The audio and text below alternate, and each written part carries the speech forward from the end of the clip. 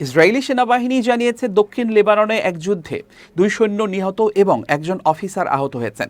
সেনাবাহিনী এক বিবৃতিতে জানিয়েছে প্রথম নিহত ব্যক্তি হলেন 38 বছর বয়সী সার্জেন্ট মাহের খাত্তার, যিনি 91তম ডিভিশনে কম্ব্যাট ইঞ্জিনিয়ারিং কর্পসের সদস্য ছিলেন। দ্বিতীয় নিহতের পরিবারকে অবহিত করা হয়েছে, কিন্তু তার নাম এখনও প্রকাশ করা হয়নি। এছাড়াও একজন কর্মকর্তা সামান্য আহত হয়েছেন এবং তাকে চিকিৎসার জন্য হাসপাতালে নেওয়া হয়েছে বলে ইসরায়েলি সেনাবাহিনী জানিয়েছে। দক্ষিণ লেবাননের এই ঘটনার বিষয়ে ইসরায়েলি গণমাধ্যম সামরিক সূত্রের বরাত দিয়ে জানিয়েছে, রাতে দক্ষিণ লেবাননের একটি স্থানে বিকল হয়ে পড়া একটি যানবাহন উদ্ধার করতে গিয়ে ইসরায়েলি সেনারা অভিযান চালাচ্ছিল। সেই সময় তাদের লক্ষ্য করে কয়েকটি ক্ষেপণাস্ত্র নিক্ষেপ করা হয়। ক্ষেপণাস্ত্রের ধরন নিয়ে এখনও তদন্ত চলছে। এতে 2 জন সেনা নিহত এবং আরেকজন আহত হন। ঘটনার পরপরই ইসরায়েলি বিমান বাহিনী ওই এলাকায় ব্যাপক বিমান হামলা চালিয়েছে।